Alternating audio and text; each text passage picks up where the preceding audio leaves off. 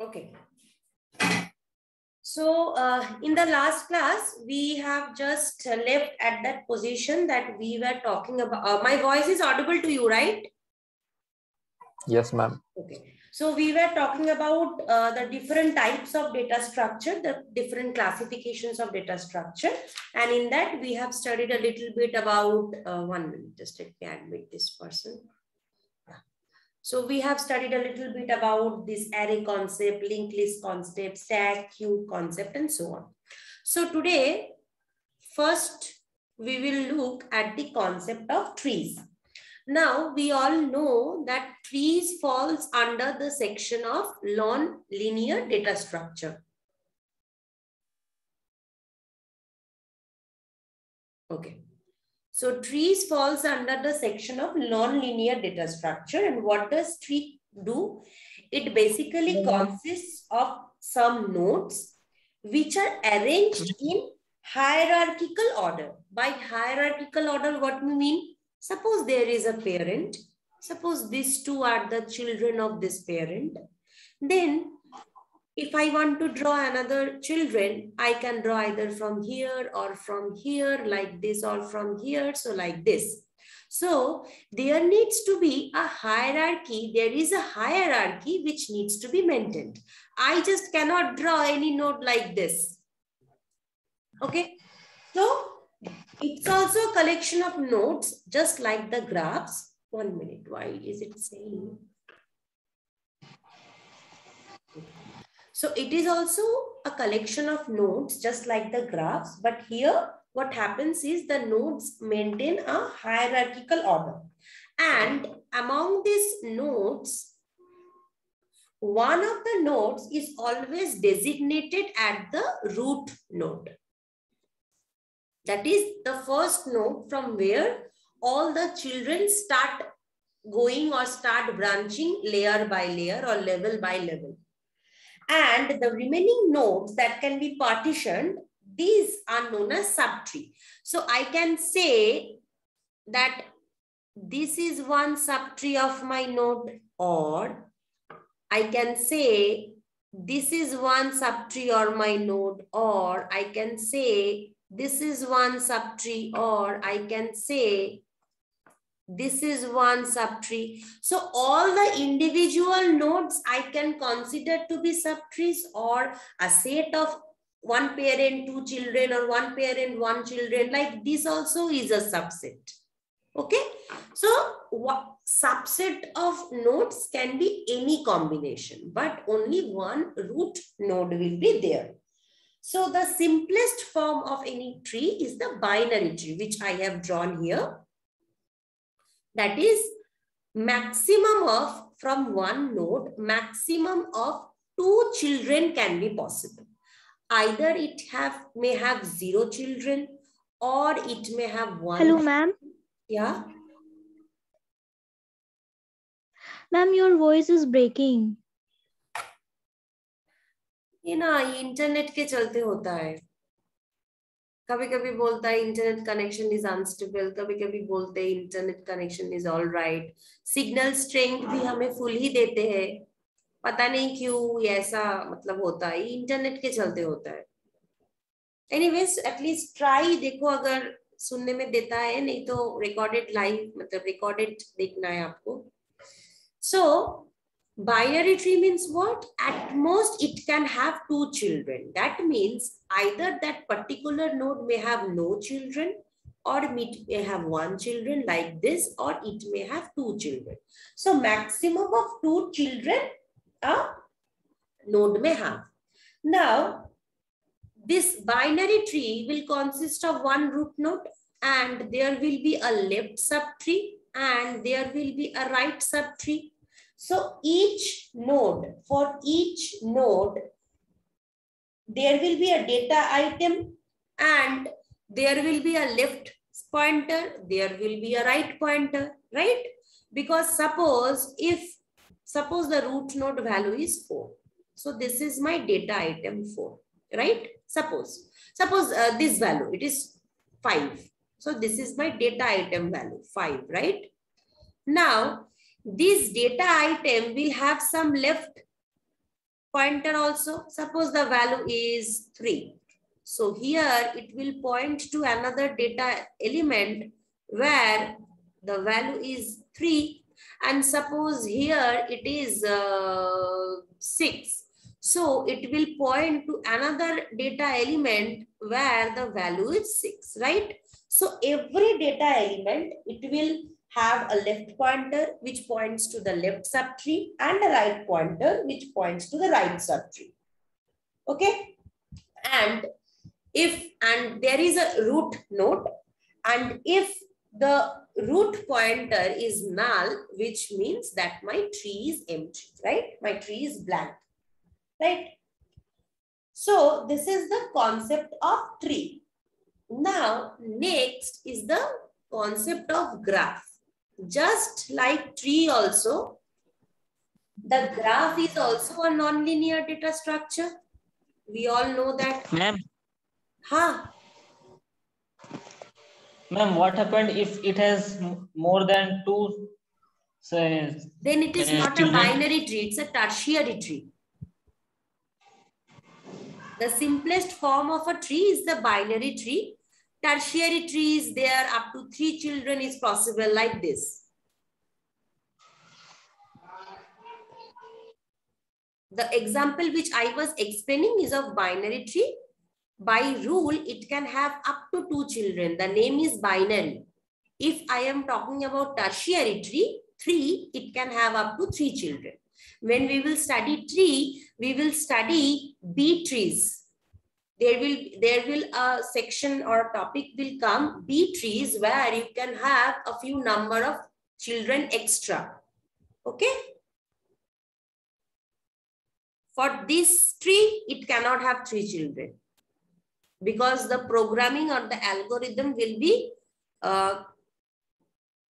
enforced like that. But if I am defining a tree to be a tree with 3 children or 4 children, there will be a topic which we will study when we will go to the trees chapter. There, before writing the program, I need to declare that how many children maximum my tree can have.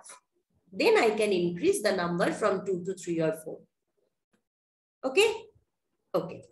So a graph is a non-linear data structure, and here also we see the collection of nodes is there. So tree also some nodes concept is there. In graph also a nodes concept is there.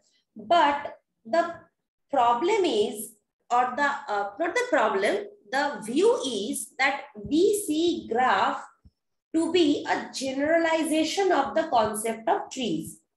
Now, why is that? Suppose there are a few nodes and I am drawing some edges. Fine. If you notice, there is no hierarchy maintained between them, right? From one node, from this node, I can reach to this node, or via this node, I can reach this node, or from here, I may reach here, or from here, I may reach via here. So no parent-child relationship needs to be maintained. So here is a generalization concept, that is the stringent rule that a parent-child relation needs to be maintained in case of tree, that is not required in case of graph. So graph is what? A collection of nodes which we term as vertices. And these vertices, they are connected to each other through the edges. So a collection of edges and vertices together, the structure or the data structure which is formed, we name that data structure to be a graph. Fine. And if I want to represent some complex type of relationships in real life, suppose I want in my aviation system, I want to say I want to plot the routes that my plane like Boeing number A37 will follow from Mumbai to Kolkata. In order to fly from Mumbai to Kolkata, suppose there are 3 routes via Rourkela, via Ranchi and via Raipur, suppose.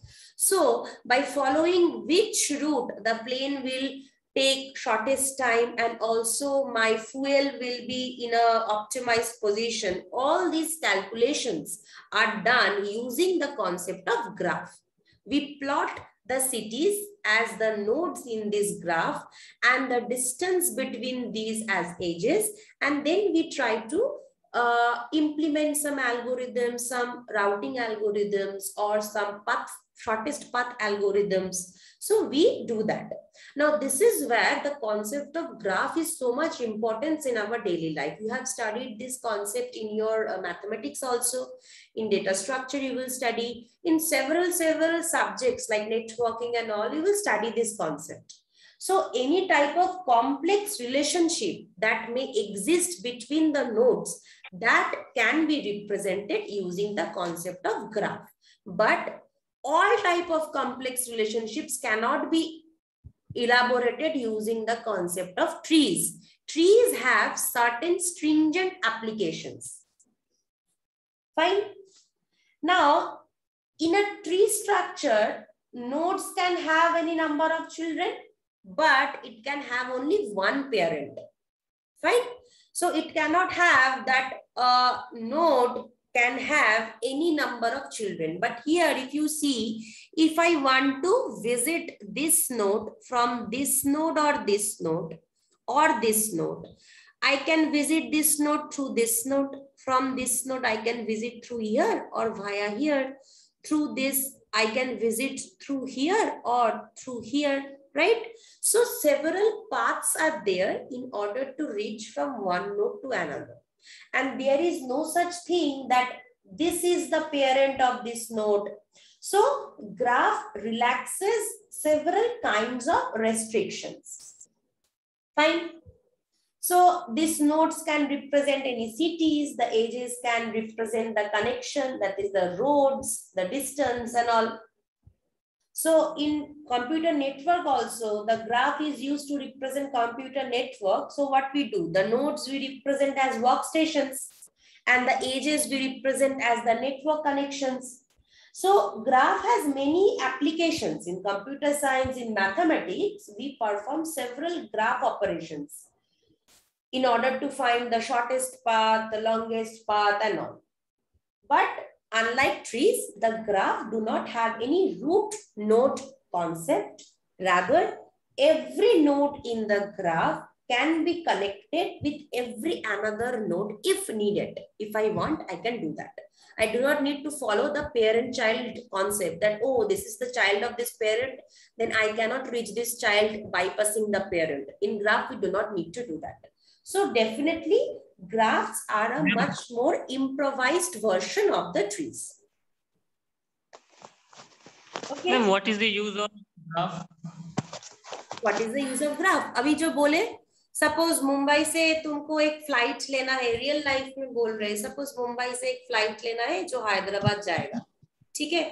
कभी कभी तुम लोग देखना stop अलग अलग होते हैं, like Mumbai से एक सपोज रायपुर होके हैदराबाद जा सकता है, मुंबई से कोलकाता होके हैदराबाद जा सकता है, मुंबई से चेन्नई होके हैदराबाद जा सकता है.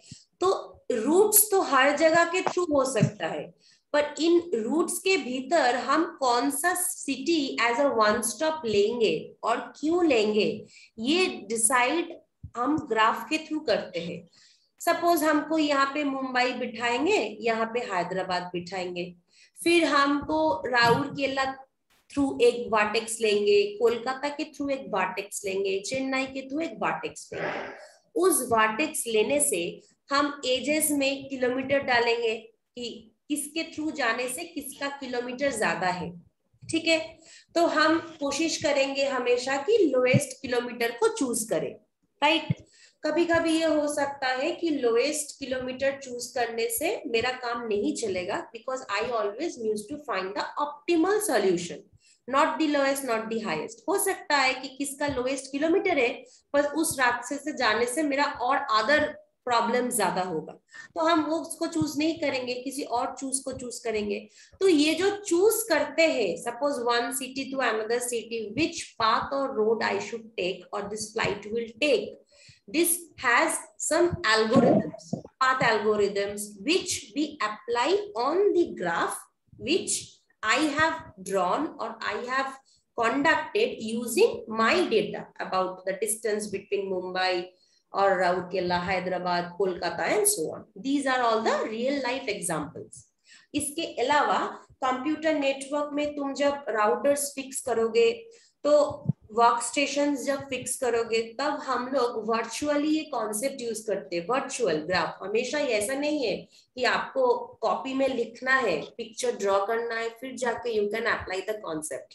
There also you do what, you take one router and you draw the picture in your head that how many workstations I can connect to this router, right? That only you divide your lab 1 lab 2 divide कैसे करते हैं हम लोग देखते हैं ना एक router से कितना नोड्स को हम दे पाते हैं। ये जो टर्म हम यूज कर रहे हैं नोड्स, ये टर्म आता कहाँ से? ग्राफ से है। सो कंप्यूटर साइंस में नोड क्या है? मेरा हर एक पीसी मेरे पास जो है, this will act as a node to me. So this is also another example where the graph is used. So it is not true that hamesha in the form of this picture only the graphs will be used. One graph may look like this also, है ना? Graph कहीं से भी दिखे, but in real life when we use the concepts, we in our head we use the concepts of graph only. This is the example. Is it clear? Yes, ma'am. Ma'am, and use of trees? Use of trees, trees का use होता है जब हम लोग suppose कुछ simple सा मेरे पास कुछ डेटा है, very simple data I am using, I do not want to complicate much, ठीक है। आई डू नॉट वांट कि इस डेटा को हमको ऐसे स्टोर करना है, वैसे स्टोर करना है, ये सब हम चाहते नहीं है। The good thing with trees is that in trees what happens is आप बहुत अच्छे से इंसर्शन डिलीशन कर पाते हो। नॉर्मली जब हम लोग इंसर्शन डिलीशंस करते हैं तो क्या प्रॉब्लम आता है कि हमको ये चेक करना पड़ता है कि ये इधर कहाँ पे गया, वो उधर कहाँ पे गया, ठीक है।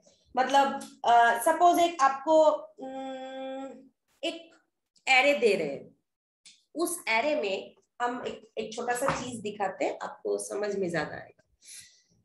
सपोज एक एरे है, उसमें सपोज 50 एलिमेंट्स है, एक के बाद एक के बाद एक के बाद एक के बाद 50 एलिमेंट्स है, फाइन।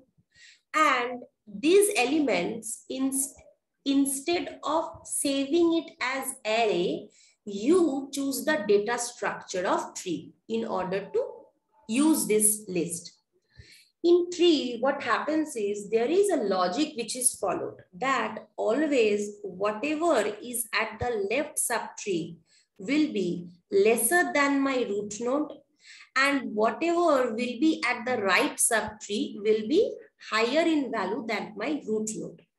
Similarly, suppose यहाँ पे हमने एक डाला है वैल्यू 8, फाइन। यहाँ पे हमने एक डाला है value 9,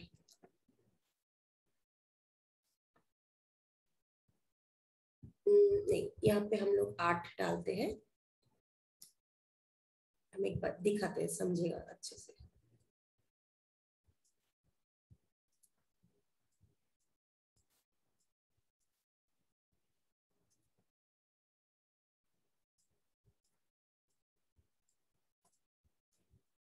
Now, if you follow this structure, you will see whatever is lesser than in value with this root node is in the left subtree part, and whatever is higher in value is in the right subtree part.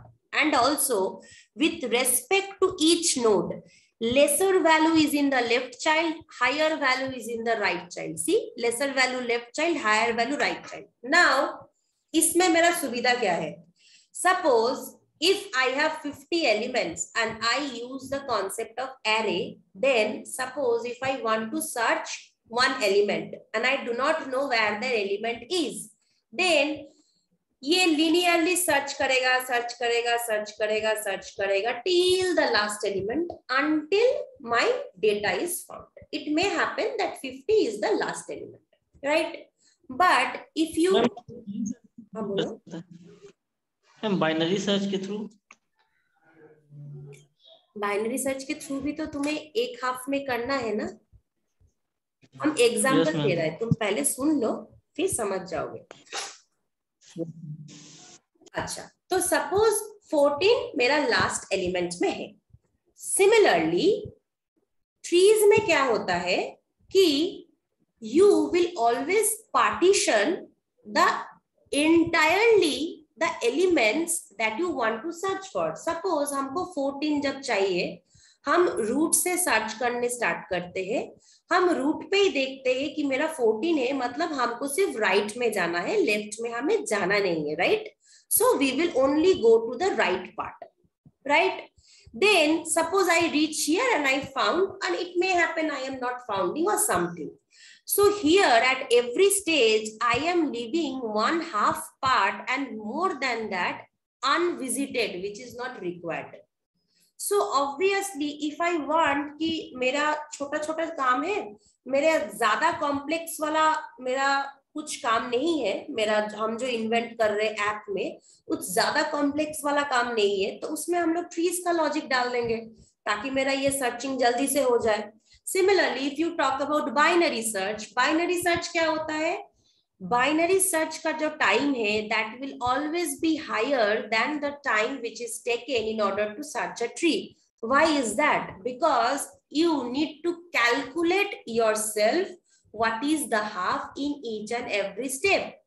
तुम low plus high करके buy करोगे, उसका एक ceiling value दोगे, उस चीज में जाके तुम सर्च करोगे, है ना?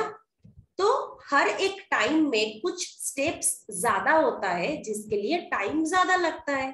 पर ट्रीज में क्या है? By default when you are declaring a tree, when you are defining the tree, you are already declaring it to be like this, left pointer right pointer करके. कुछ अलग से फॉर्मूला नहीं देना है, बस इस चीज को सर्च करने डाल देना है और वो खुद ब खुद सर्च करेगा कि ये कौन सा पोजीशन में है, राइट एंड लेफ्ट, है ना? So if you consider binary search with this searching, tree searching will take lesser time than the binary search, but in some cases you will see it is same as the binary search, because this entire searching process, it actually depends on what are the values of my data elements which I am dealing with. Value जैसे होता है ना, वैसे थोड़ा तुम्हारा searching का time थोड़ा अलग हो जाता है, बट फॉर द ओवरऑल और major cases this searching will take lesser time than this. So these are different procedures in order to represent your data. These are the different structures. Each structure has some good positive side, some negative side. So actually it depends that whenever you are trying to build an app, or you are trying to build something, or you are trying to do something, write something, program a new algorithm or something, which data structure you need to choose, that will depend on you, how you want the values which you are taking from the world, you want to process the values. Depending on that, you will choose your own data structure. But it is not like array is the best structure, tree is the worst structure, or graph is the best structure, linked list is the worst structure. If each and every data structure has pros, has cons, when you will try to build your own algorithm, you need to choose which data structure you need to follow in order to implement your algorithm for your ease. But as a teacher, I will be declaring to you all the types which are there so that you yourself can formulate an idea that you want to work on which data structure in your higher usage or something. Is this thing clear? Yes, ma'am. Okay.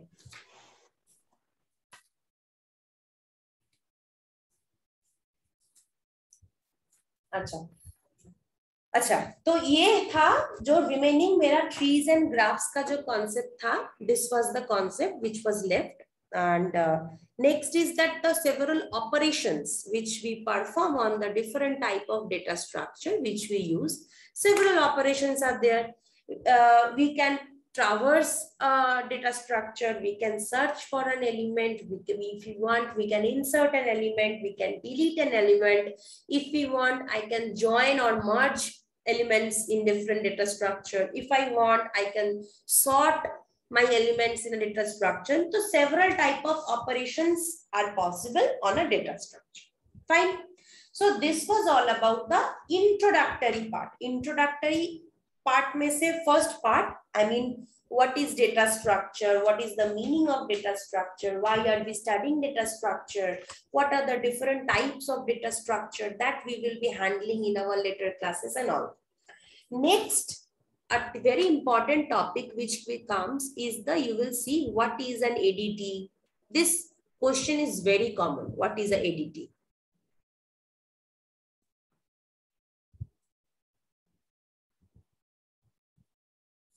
And one thing more, if suppose in class, if you feel shy to ask any question or you are not satisfied with the answer which I am giving, it may happen sometimes. You may ask personally also. You may ask me personally also. You may ping me and you may ask me. Okay. And sometimes it may happen that the question you are asking, maybe I do not have the answer at that moment because maybe that question was not asked earlier. I do not have the answer. I have not searched for the answer or something like that. Then I will definitely search the answer or try to make you understand, but give me some time. You can ping me also through WhatsApp. You can call me also. Okay. It's not like every question you need to ask in the class only. If you are not comfortable, if my voice is not coming properly, you ask me in your free time, not an issue. Anyways, so what is an abstract data type? Now, this question is very common. What is an ADT? What is an ADT? What are the different examples of ADT? Now, abstract data type is nothing but the way how we look at a data structure.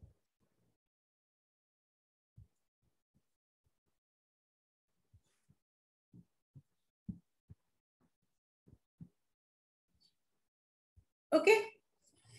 And it focuses on what the data structure does, and it does not focus on how it does its job. For example, I can talk about stack. I can talk about queue. These are only the example of abstract data type. Now, can anyone say why these are example of abstract data type? Anyone?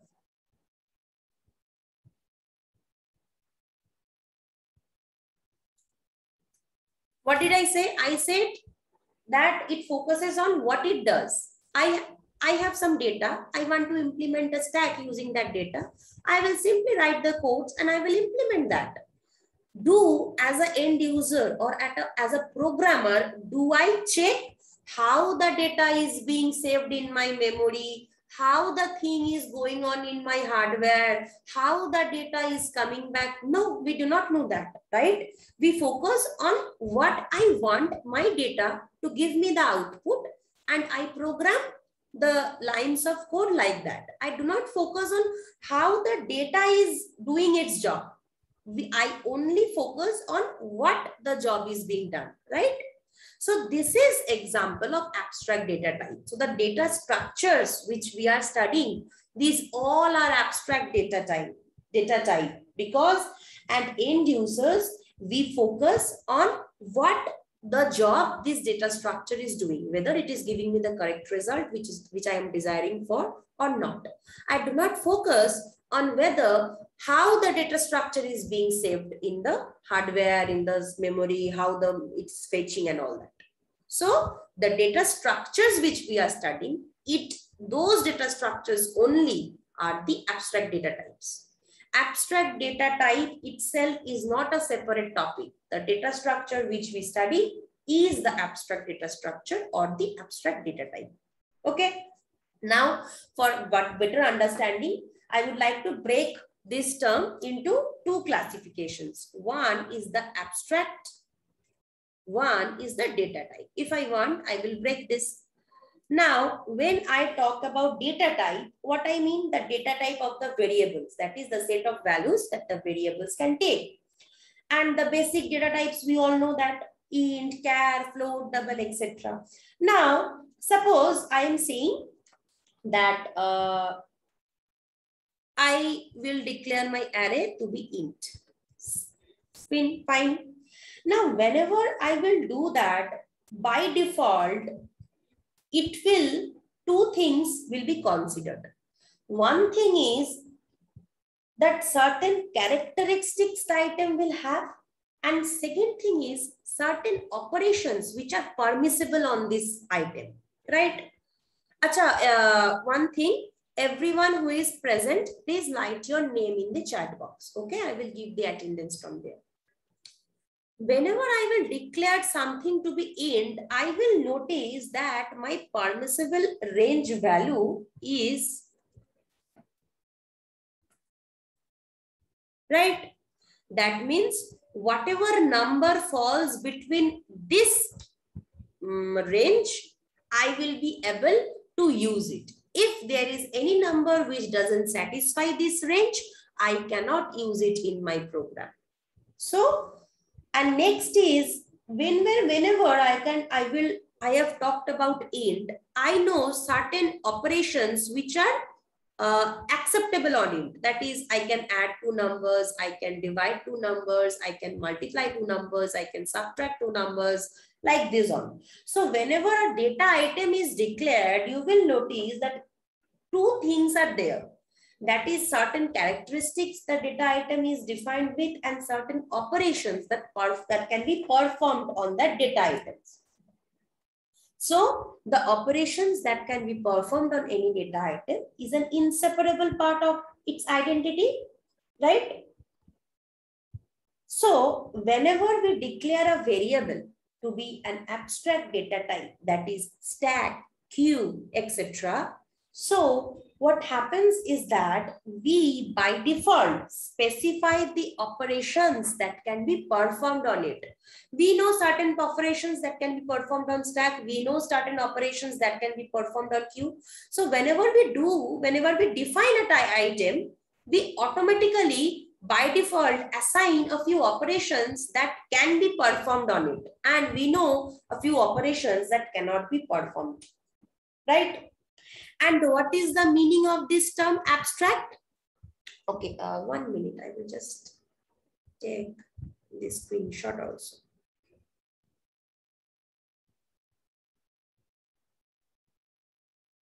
One minute, okay.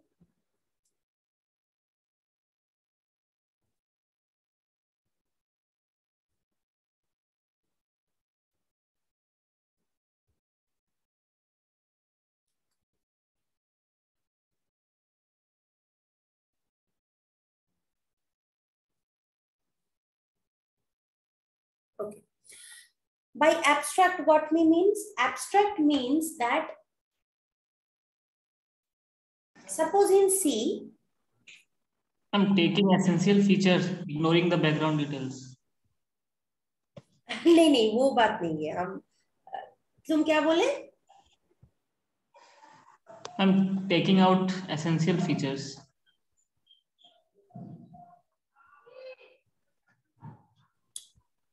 And that is the process. No. Abstract meaning is just the meaning I defined over here. That means the end user, he is not concerned about the details of how the methods are carrying out their individual tasks. They are only aware of the methods that are available to them, and they are only concerned about calling those methods and getting the results. That is, they are not concerned about how the task is done. They are concerned about, suppose I want to say that I want to write this program using Q. I will define the operations. I will define my lines of code, which is permissible. I will define that. In the end, I will check the result. If my accurate result is not coming, I will look for some error. I will rectify that. And all these things will be happening. That means the operations are what? That is how the data is getting corrected, how it is saved, how the result is coming. We are not concerned about that. We are only concerned about whether I am writing the correct code, I am calling the tasks in the correct time, in the correct manner, in the correct proper way, so that error is not coming to me, and whether I am able to execute my code properly or not. This is the concept of abstract. That is, user is concerned only with the type of data and the operations that can be performed on it. And how these things is happening, I do not know. Suppose if I want to delete some element from stack, what will I do? I will use the concept pop. So I know that I will have to use the pop operation if I want to delete something. This is an example of abstract data type. That is, you know which operation to use in order to get your task done, but you are not concerned about how this operation is on the back end getting executed. This is an extract of abstract. And when abstract and data type together amalgamate, this amalgamation is known as abstract data type. So all the things which we are studying, stack, queue, trees, linked lists, everything is abstract data type, because we are concerned about how this, we are not concerned about how these things are getting in the hardware part. We only look at the software part, about whether the operations we define it correctly or not, whether the logic we performing it correctly or not. This is the ADT concept. Is this thing clear?